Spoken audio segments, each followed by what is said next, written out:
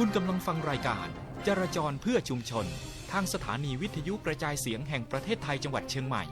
FM 93.25 เมกะเฮิรตซ์ทุกวันจันทร์ถึงวันศุกร์ 16:10 น.ถึง 17:00 น.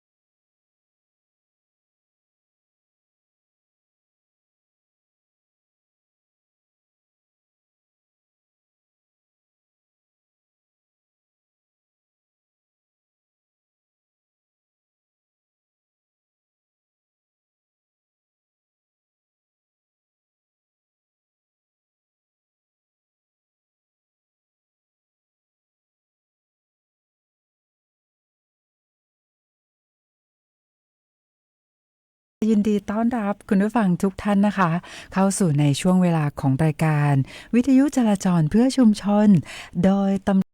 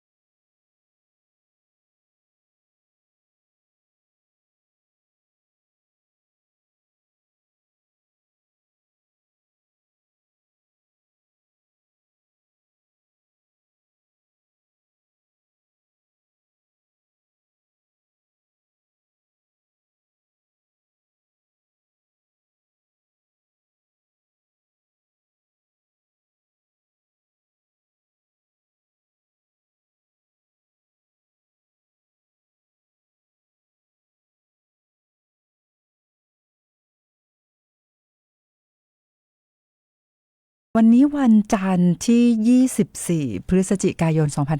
2568 นะคะ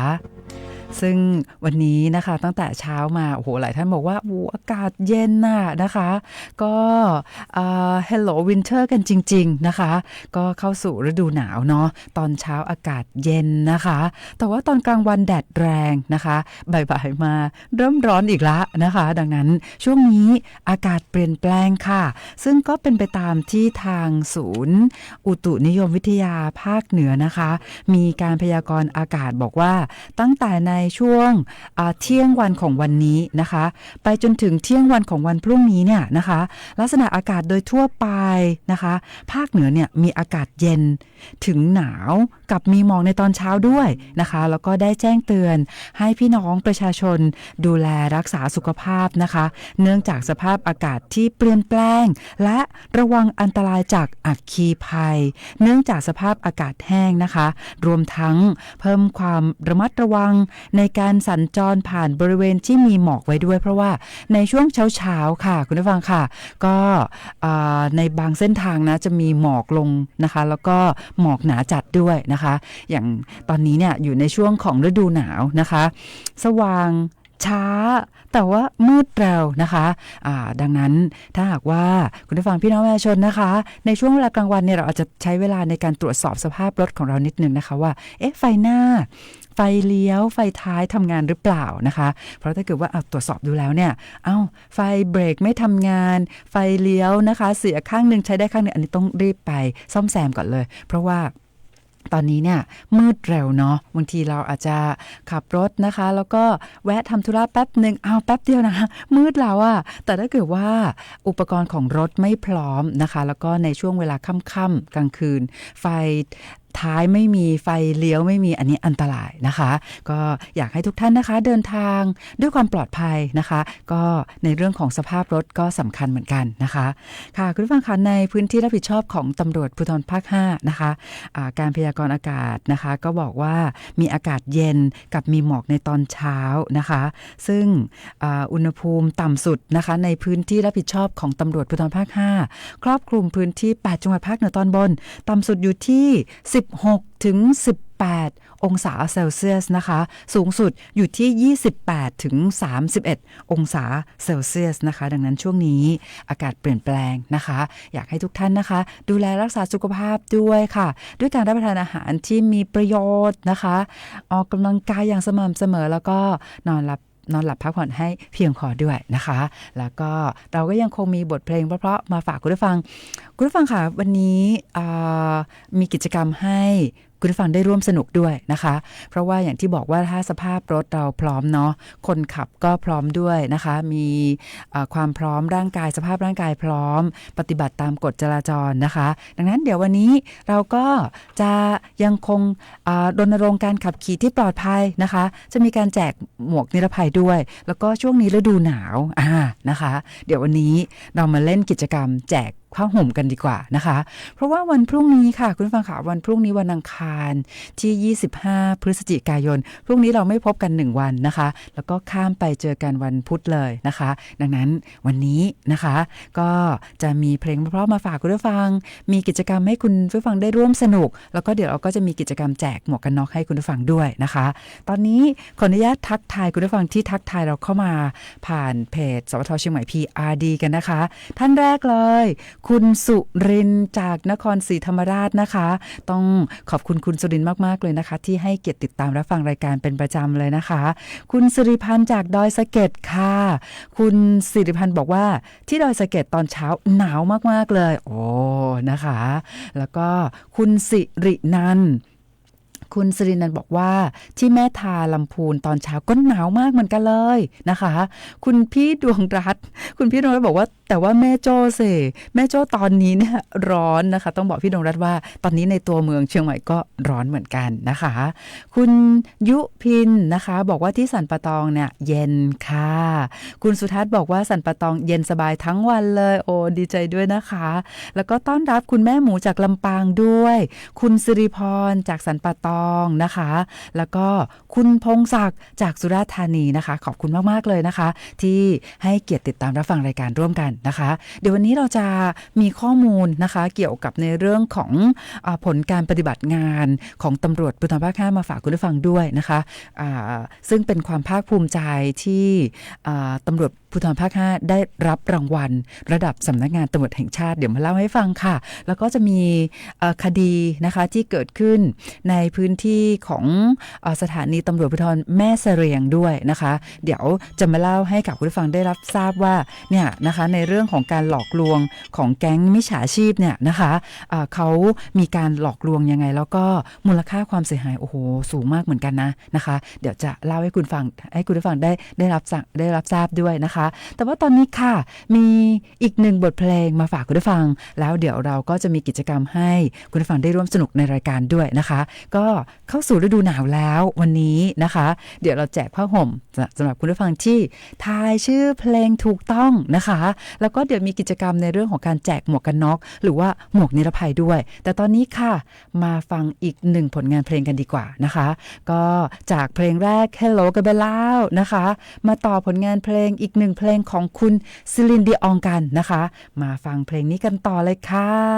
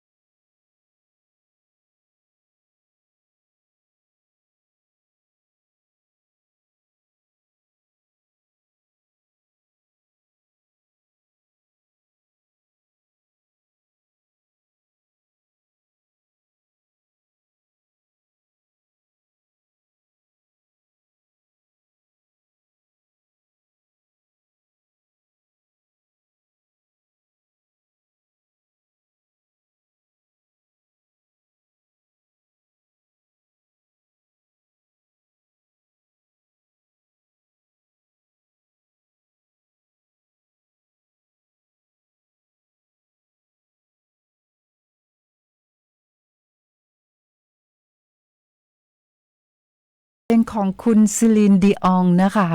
ในเพลงที่ชื่อว่า All by Myself ค่ะ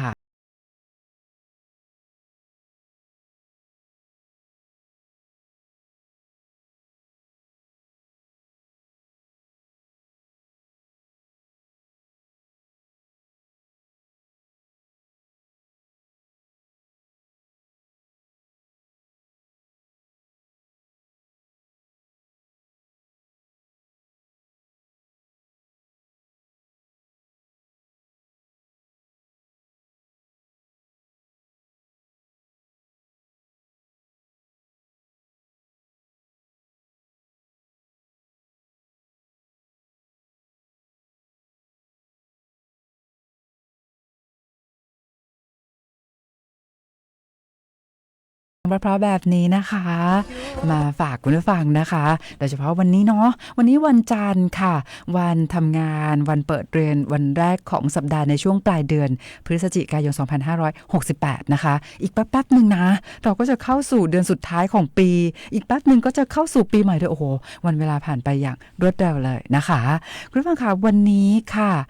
ที่สำนักงานตำรวจแห่งชาตินะคะท่านพลตำรวจเอกกิตติรัตน์พันเพชรผู้บัญชาการตำรวจแห่งชาตินะคะก็ได้เป็นประธานมอบโล่ประกาศเกียรติคุณให้กับหน่วยงานที่มีผลการปฏิบัติงานด้านการปราบปรามยาเสพติดดีเด่นของสำนักงานตำรวจแห่งชาติประจำปีงบประมาณพ.ศ. 2568นะคะก็มีหน่วยงานระดับกองบัญชาการถึงสถานีตำรวจได้รับรางวัลรวมทั้งสิ้น15รางวัลด้วยกันนะคะโดยการพิจารณาเนี่ยเขาก็จะดูจากผลงานที่เป็นที่ประจักษ์ตามหลักเกณฑ์ที่ศูนย์อำนวยการป้องกันและปราบปรามยาเสพติดสำนักงานตำรวจแห่งชาตินะคะหรือว่าชื่อย่อว่าสอปสตรนะคะได้มีการพิจารณาแล้วก็มีการมอบรางวัลกันไปในวันนี้เป็นที่เรียบร้อยแล้วนะคะซึ่งท่านผู้บัญชาการตำรวจแห่งชาตินะคะก็ได้กล่าวชมยกย่องทุกหน่วยที่มุ่งมั่นปราบปรามนะคะจนเห็นผลแล้วก็ย้ำว่าปัญหายาเสพติดเป็นภัยคุกคามที่สำคัญตำรวจในฐานะผู้บังคับใช้กฎหมายต้องทำหน้าที่อย่างเข้มแข็งเป็นที่พึ่งของประชาชนและต้องดำเนินการปราบปรามทั้งเครือข่ายผู้ค้ารายใหญ่และรายย่อยในชุมชนอย่างจริงจังนะคะควบคู่ไปกับการป้องกันตนเองจากการปฏิบัติหน้าที่ด้วยนะคะแล้วก็ขอให้ข้าราชการตำรวจนะคะยึดมั่นในอุดมการณ์และความถูกต้องเพื่อกอบกู้และรักษาศรัทธาของประชาชนที่มีต่อองค์กรตำรวจนะคะซึ่งรางวัลนะคะที่มีการมอบในวันนี้นะคะ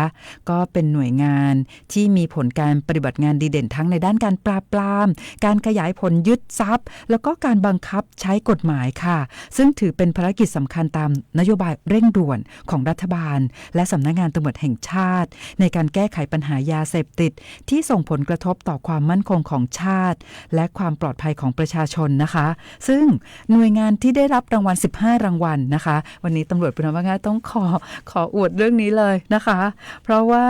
หน่วยงานระดับกองบัญชาการนะคะก็มี3รางวัลนะคะทั้งหมดเนี่ยเขามี15รางวัลแล้วก็แบ่งออกเป็น4ประเภทนะคะมาดูหน่วยงานระดับกองบัญชาการดีเด่นนะคะรางวัลที่1ได้แก่ตำรวจภูธรภาค 5ค่ะนะคะซึ่งวันนี้ท่านพลตำรวจตรีธนรัตน์ชุ่มสวัสดิ์รองผู้บัญชาการตำรวจภูธรภาค 5นะคะก็ได้เป็นผู้แทนขึ้นรับมอบนะคะอันนี้เป็นผลงานที่ภาคภูมิใจของตำรวจภูธรภาค 5เพราะว่าตำรวจภูธรภาค 5เนี่ยเรามีพื้นที่รับผิดชอบนะคะติดกับตามแนวชายแดนกับประเทศเพื่อนบ้านภารกิจสำคัญของตำรวจภูธรภาค 5ก็คือการสกัดกั้นไม่ให้ยาเสพติดเข้าสู่พื้นที่ตอนในของประเทศนะคะดังนั้นจะเห็นได้ว่าคุณผู้ฟังพี่น้องประชาชนนะคะขับรถไปในพื้นที่รับผิดชอบของตำรวจภูธรภาค 5จะพบว่ามีด่านตรวจยาเสพติดนะคะซึ่งเป็นด่านถาวรเนี่ย52ด่านโอ้โหครอบคลุมพื้นที่8จังหวัดภาคเหนือตอนบนเลยนะคะ52ด่านเนี่ยทำงานตลอดเวลา24ชั่วโมงนะคะเจ้าหน้าที่ตำรวจเนี่ยทำงานออกเป็นผลัดนะคะ3ผลัด ต่อ1วันดังนั้นเนี่ยเราก็จะทำงานด้วยความเข้มแข็งตลอดเวลา24ชั่วโมงดังนั้นนะคะวันนี้เป็นความภาคภูมิใจที่ตำรวจภูธรภาค5ได้รับรางวัลหน่วยงานระดับกองบัญชาการดีเด่นนะคะอันดับที่1เป็นตำรวจภูธรภาค5นะคะอันดับที่2เป็นตำรวจภูธรภาค4และอันดับที่3เป็นตำรวจภูธรภาค3ค่ะคราวนี้มาดูรางวัลหน่วยงานระดับกองบังคับการดีเด่นก็มีอีก3รางวัลนะคะซึ่งก็ต้องเป็นความภาคภูมิใจอีกเช่นกันนะคะเพราะว่าอันดับที่1นะคะในระดับกองบังคับการได้แก่ตำรวจภูธรจังหวัดเชียงใหม่ค่ะซึ่งมีท่านพันตำรวจเอกชินเดชดีแท้รองผู้บังคับการตำรวจภูธรจังหวัดเชียงใหม่นะคะเป็นผู้แทนรับมอบที่สำนักงานตำรวจแห่งชาติวันนี้นะคะอันดับที่2ก็คือตำรวจภูธรจังหวัดนครศรีธรรมราชแล้วก็อันดับที่3ค่ะเป็นหน่วยงานตำรวจภูธรจังหวัดเชียงรายนะคะโดยมีท่านพันตำรวจเอกรัฐพลน้อยช่างคิดรองผู้บังคับการตำรวจภูธรจังหวัดเชียงรายเป็นผู้รับมอบนะคะก็เป็นความภาคภูมิใจนะคะในการทำงานด้านการปราบปรามยาเสพติดนะคะในพื้นที่รับผิดชอบของตำรวจภูธรภาค5นะคะที่ได้รับรางวัลทั้งระดับหน่วยงานกองบัญชาการและก็หน่วยงานระดับกองบังคับการด้วยนะคะคราวนี้นอกจากนั้นแล้วนะคะก็ยังมีรางวัลนะคะหน่วยงานที่มีผลการปฏิบัติงานตามเป้าหมายตัวชี้วัดดีเด่นนะคะก็ต้องบอกว่าเวลาที่การเขาจะมีตัวชี้วัดเนาะก็จะมีทั้งในเรื่องของผลการจับกุมนะคะการตรวจยึดของกลางนะคะการจับกุมคดีรายสำคัญนะคะเขาก็จะมีการจัดตัวชี้วัดนะคะก็เป็นที่น่าภาคภูมิใจที่ในส่วนของตำรวจภูธรภาค5ก็ได้รับรางวัลนะคะดีเด่นนะคะด้านการดำเนินคดีความผิดตามพรบป้องกันและปราบปรามการฟอกเงินพ.ศ. 2542มูลฐานความผิดเกี่ยวกับยาเสพติดนะคะตำรวจภูธรภาค5ก็ได้รับรางวัลนะคะในด้านนี้ด้วยก็มีท่านพลตำรวจตรีธนรัตน์ชุ่มสวัสดิ์รองผู้บัญชาการตำรวจภูธรภาค5เป็นผู้ขึ้นรับมอบนะคะอันนี้ก็เป็นในเรื่องของความภาคภูมิใจในการตั้งใจปฏิบัติงานด้านการป้องกันปราบปรามยาเสพติดนะคะก็นำเรียนให้กับคุณผู้ฟังได้รับทราบนะคะคุณผู้ฟังคะตอนนี้มาร่วมกิจกรรมกันดีกว่านะคะตอนนี้หนาวแล้วอะนะคะก็มีผ้าห่มนะคะ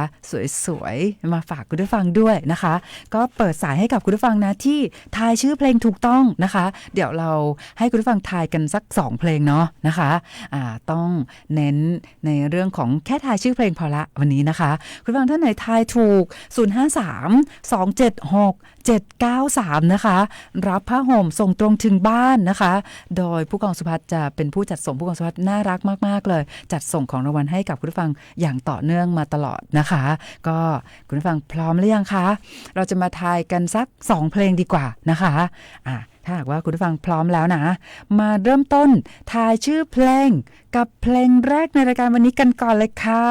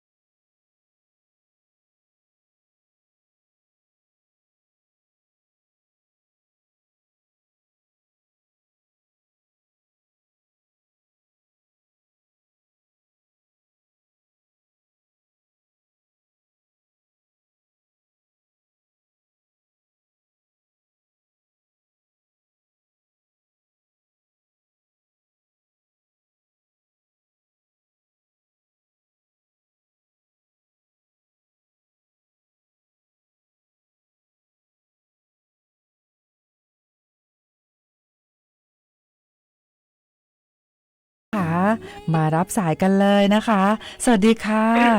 สวัสดีครับ ก่อนอื่นต้องให้แนะนำตัวเองก่อนค่ะ ครับผมชื่อโอมครับ คุณโอมนะคะ คุณโอมรับฟังรายการเราอยู่แถวไหนเอ่ย ตอนนี้อยู่แถวพายัพครับ เป็นยังไงบ้างคะสภาพการจราจรค่ะ โอ้ก็ไหลไปเรื่อยๆครับ ก็ก็โอเคนะคะ ยังไหลไปเรื่อยๆนะคะ ก็ยังชั่วหนอ ครับ ค่ะ คุณโอมค่ะ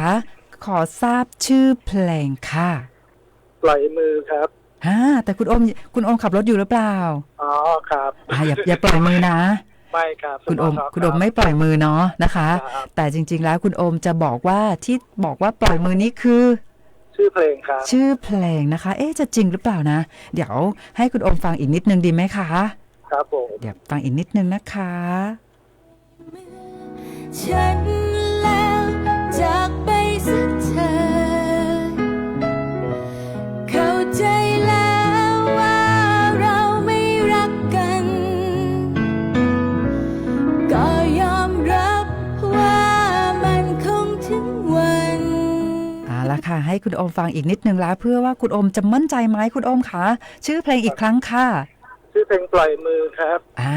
คุณผู้ฟังค่ะชื่อเพลงปล่อยมือเป็นคำตอบที่ ถูกต้องค่ะ ก็ยินดีกับคุณโอมด้วยนะคะ ครับผม ค่ะ เพลงนี้นานแล้วเนาะคุณโอมเนาะ โอ้นานแล้วครับ เนาะ 90ครับ เนาะน้องๆช่วงอาจจะเกิดไม่ทันนะเพลงนี้ น้องๆรุ่นใหม่เนี่ยเกิดไม่ทันแน่ๆเล ครั ย บผม แต่จริงๆแล้วเพลงนี้เพราะเนาะ ครับผม ค่ะ ยินดีกับคุณโอมด้วยนะคะ เดี๋ยว ครับ คุณโอมบอกเบอร์โทรให้กับผู้กองสุพัฒน์เลยค่ะ ได้ครับ ค่ะ ค่ะ คุณฟังขาก็เพลงที่ชื่อว่าปล่อยมือค่ะ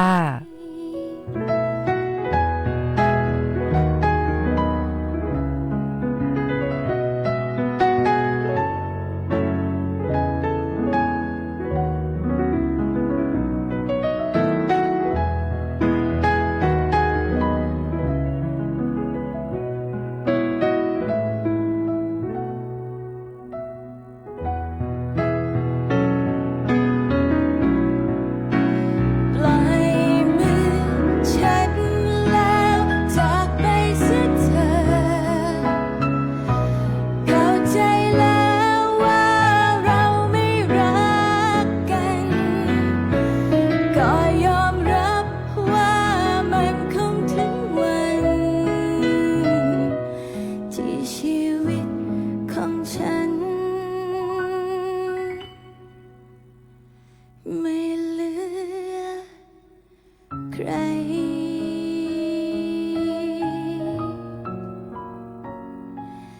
และชีวิตของฉัน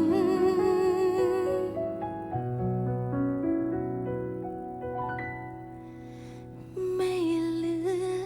ใคร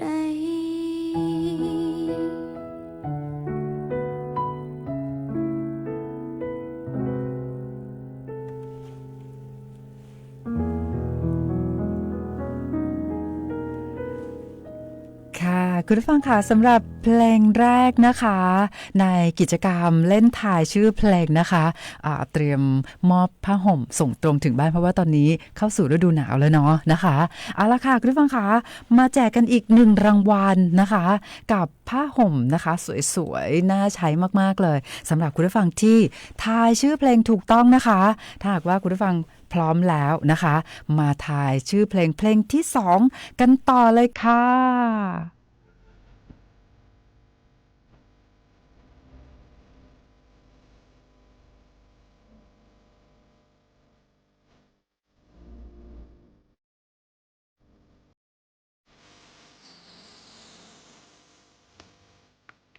ค่ะคุณผู้ฟังค่ะก็มีสายเข้ามาอย่างรวดเร็วมากเลยนะคะ สวัสดีค่ะ สวัสดีเจ้า ค่ะ ไปเจ้า กำลังจะทายนะคะ จะทายว่าป้าเอ้ยใช่ไหมนะคะ อันนี้ป้าเอ้ยต้องให้รางวัลผู้จัดนะเพราะจะทายชื่อป้าเอ้ยถูกพูดเล่นนะคะป้าเอ้ยค่ะถามว่าเพลงนี้ชื่อเพลงอะไรค่ะ ขอเพลงขอฟังอันถามข้ามเถอะ คุณผู้ฟังค่ะเราก็ให้คุณป้าเอ้ยฟัง20 วินาทีแรกเหมือนเดิมนะคะป้าเอ้ยสู้ๆนะป้าเอ้ยป้าเอ้ยสู้ๆนะคะ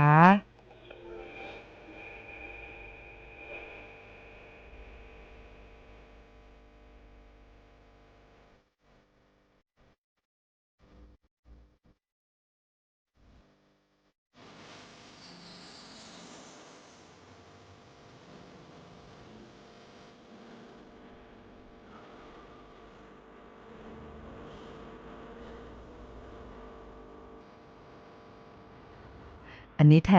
ถมให้ป้าเอ้ยเป็น30 วิค่ะป้าเอ้ยป้าเอ้ยค่ะขอทราบชื่อเพลงค่ะ รักสุดหัวใจ อันนี้ป้าเอ้ยบอกใครเนี่ยป้าเอ้ยบอกใคร รักสุดหัวใจ แซวป้าเอ้ยว่าป้าเอ้ยบอกว่ารักสุดหัวใจนี้ป้าเอ้ยบอกคนข้างๆหรือเปล่า ไม่ได้บอกจ้า ไม่ได้บอกนะคะอ่ะป้าเอ้ยค่ะขออีกทีหนึ่งป้าเอ้ยเพลงนี้ชื่อว่าเพลง รักสุดหัวใจ รักสุดหัวใจนะคะคุณผู้ฟังขาป้าเอ้ยก็โอ้โหนะคะ บอกชื่อเพลงได้น่ารักมากเลย แต่ป้าเอ้ยขายังไม่ถูกค่ะ ไม่เป็นไรนะป้าเอ้ยเนาะ เจ้าเจ้า โอเคค่ะป้าเอ้ยขอบคุณค่ะค่ะค่ะคุณผู้ฟังขาสายแรกคุณป้าเอ้ยยังทายไม่ถูกค่ะป้าเอ้ยบอกว่าเพลงนี้ชื่อรักสุดหัวใจนะคะป้าเอ้ยขายังไม่ถูกเนาะไม่เป็นไรนะคะป้าเอ้ยขาอ่ะรับสายที่2กันเลยสวัสดีค่ะ คุณแม่ค่ะ คุณผู้ฟังค่ะพอคุณแม็กมาแบบนี้นะ แน่นอนเลยว่าคุณแม็กต้องตอบถูกแน่ๆเลยนะคะคุณแม็กค่ะ บอกชื่อคนร้องได้ไหมคะ คุณผู้ฟังคุณแม็กบอกว่าขอไม่บอกชื่อเพลงนะเพราะว่าตอบถูกแน่นอนเลยขอตอบชื่อคนร้องได้ไหมได้ก่อนเลยค่ะ คุณเจมส์เรืองศักดิ์ค่ะ คุณเจมส์เรืองศักดิ์นะคะ อันนี้ก็ถูกนะ คุณแม็กก็แต่ว่าจริงๆป้าเอ้ยเขาน่ารักเนาะคุณแม็กเนาะ น่ารักมากคิดถึงป้าเอ้ยด้วยค่ะ เห็นไหมป้าเอ้ยเห็นไหมป้าเอ้ยมีแฟนคลับนะป้าเอ้ยคุณแม็กเนี่ยก็เป็นแฟนคลับป้าเอ้ยนะนะคะ แต่เมื่อกี้ป้าเอ้ยบอกชื่อเพลงว่าอะไรนะคุณแม็กเมื่อกี้รักสุดหัวใจจริงๆแล้วก็คือน่ารักเนาะป้าเอ้ยเขาก็รักสุดหัวใจนะคะ แต่ว่าพอดียังไม่ถูกไม่เป็นไรค่ะเอาละค่ะคุณแม็กบอกว่าคนที่ร้องเพลงนี้คือคุณเจมส์เรืองศักดิ์ค่ะเพลงทุกวินาทีค่ะโอ้โหนะคะอันนี้ถูกแน่นอน 100% ไหมคะน่าจะถูกอะค่ะเนาะถูกแน่นอนเลยนะคะค่ะก็คุณแม็กถ่ายถูกต้องเลยนะคะเพลงนี้นานแล้วเนาะคุณแม็กเนาะไม่นานแล้วมั้งค่ะไม่นานนะแต่ว่าน้องๆรุ่นใหม่เนี่ยบอกว่าแบบเกิดไม่ทันจริงๆนะคะรุ่นใหม่จะเป็นเจสพาร์เตอร์ค่ะเหรอแต่ว่าจริงๆแล้วเพลงนี้ก็เพราะนะคะเพลงแรกก็เพราะเนาะเพราะเนาะโอเคเลยดีใจกับคุณแม็กด้วยนะคะคุณแม็กอยู่แถวไหนนะคุณแม็กอยู่แถวท่าสาราเชียงใหม่อะค่ะแต่ก็หนาวเนาะท่าสาราหนาวมากโอเคเดี๋ยวเตรียมรับผ้าห่มเลยนะคะค่ะขอบคุณค่ะสวัสดีค่ะ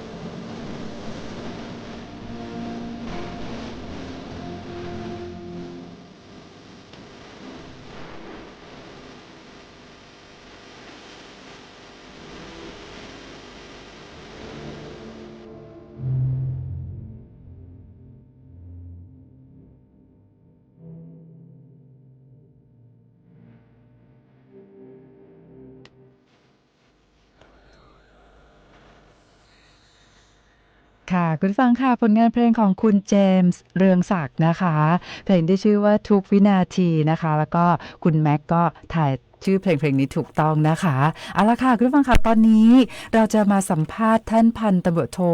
ปริญญาศรีเมืองนะคะสารวัตรจราจรจากกลุ่มงานจราจรตำรวจภูธรจังหวัดเชียงใหม่สวัสดีค่ะครับสวัสดีครับท่านผู้ดำเนินรายการท่านผู้กำกับครับผมค่ะครับสารวัตรปริญญาคะวันนี้วันจันทร์นะคะวันเปิดเรียนวันทำงานวันแรกของสัปดาห์ช่วงปลายเดือนนี้เป็นยังไงบ้างคะในเรื่องของสภาพการจราจรค่ะแล้วก็ข้อมูลในเรื่องของการซ่อมผิวทางต่างๆเพื่อให้คุณผู้ฟังพี่น้องประชาชนได้วางแผนการเดินทางค่ะครับสวัสดีครับโดยรวมนะครับขอรายงานสภาพการจราจรโดยรวมโดยรอบเมืองเชียงใหม่นะครับครับตามที่ทราบเนื่องจากวันนี้เป็นช่วงเลิกเรียนนะครับและช่วงเลิกงานนะครับในเวลานี้นะครับปริมาณรถค่อนข้างมากนะครับในช่วงนี้นะครับโดยเฉพาะ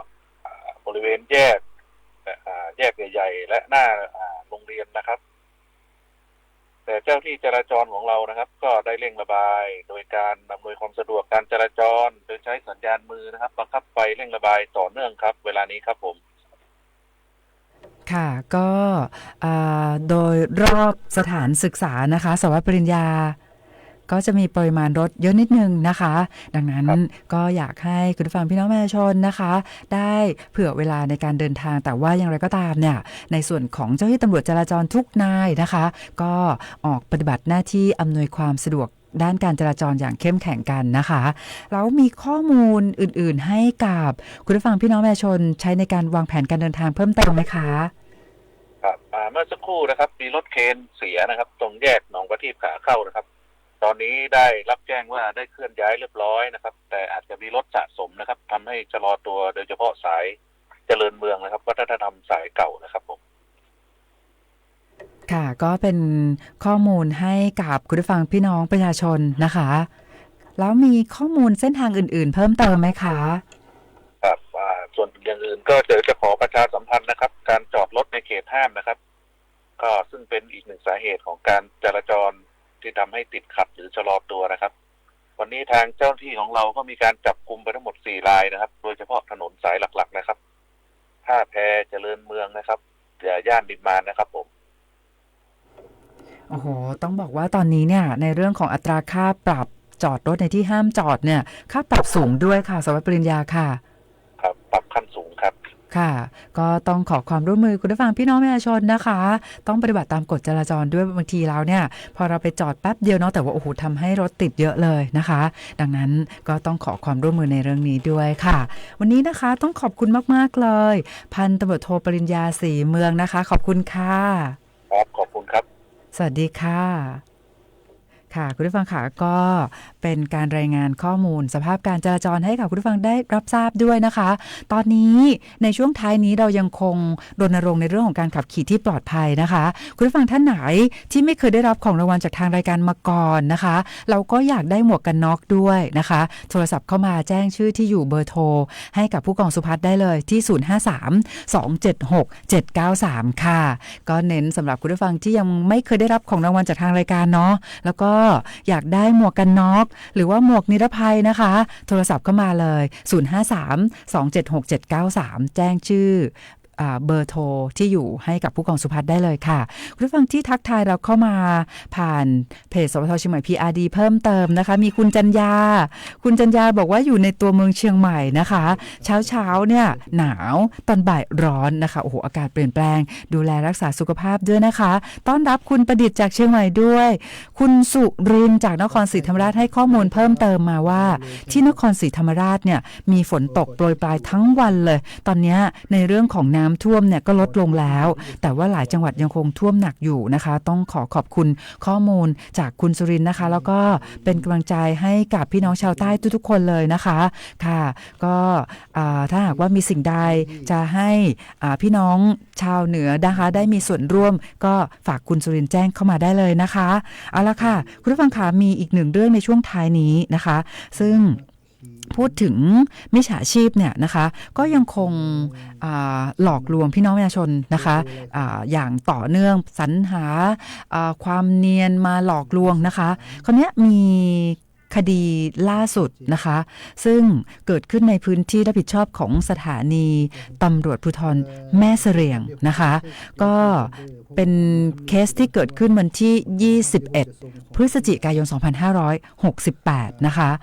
ซึ่งผู้เสียหายเนี่ยนะคะก็เป็นหญิงไทยอายุ60ปีค่ะโดยในกรณีนี้นะคะถึงแม้ว่าจะเป็นคดีที่เกิดขึ้นในพื้นที่สถานีตำรวจภูธรแม่เสรียงจังหวัดแม่ฮ่องสอนแต่ก็อยู่ในพื้นที่ที่เป็นพื้นที่รับผิดชอบของตำรวจภูธรภาค5นะคะซึ่งพฤติการของคนร้ายเนี่ยนะคะเขาจะหลอกลวงผู้เสียหายนะคะซึ่งเป็นหญิงไทยอายุ60ปีเนาะบอกว่าเนี่ยตัวเองเป็นเซียนหุ้นนะคะเขาก็ไปเอารูปภาพนะคะของคนอื่นมาใช้แล้วก็หลอกบอกว่าเนี่ยเป็นเซียนนะคะสามารถที่จะทำให้รวยได้10เด้งนะคะลุ้นความรวยได้เลยเพราะเขาเป็นเซียนเขาจะจัดให้นะคะอันนี้เนี่ยต้องระวังนะคะเพราะว่าในโลกออนไลน์นะคะเขาก็ปลอมเป็นทุกคนได้หมดเลยหลังจากนั้นแล้วเนี่ยเขาก็มีการชักชวนให้ผู้เสียหายนะคะไปเข้ากลุ่มไลน์ซึ่งก็จะเป็นกลุ่มไลน์ที่มีหน้าม้าทั้งนั้นเลยนะคะแล้วก็พยายามหลอกลวงให้ผู้เสียหายเนี่ยโอนเงินลงทุนในแพลตฟอร์มปลอมนะคะซึ่งในเรื่องนี้เนี่ยก็ผู้เสียหายถูกหลอกลวงนะคะสูญเสียทรัพย์สินไปเป็นมูลค่าสูงมากๆเลยนะคะ17,672,839 บาทนะคะซึ่งในการหลอกเนี่ยนะคะก็อย่างที่บอกว่าเขาก็จะไปใช้โปรไฟล์เนาะนะคะบอกว่าเป็นเซียนหุ้นนะคะจะช่วยให้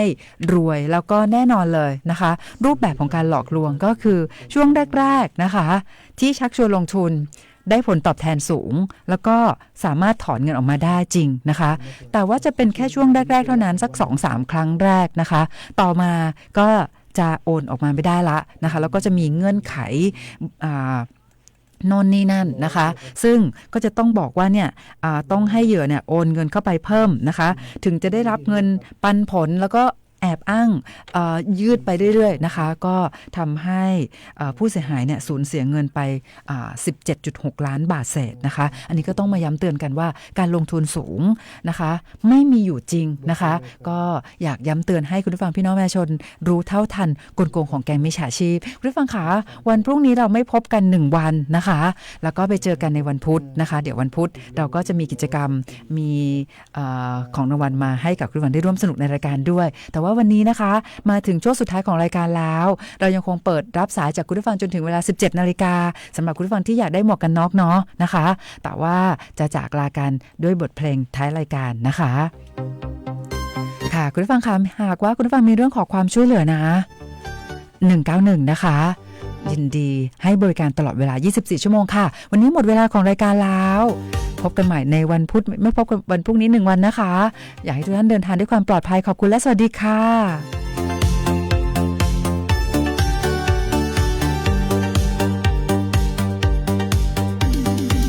I see your smile beneath the city lights.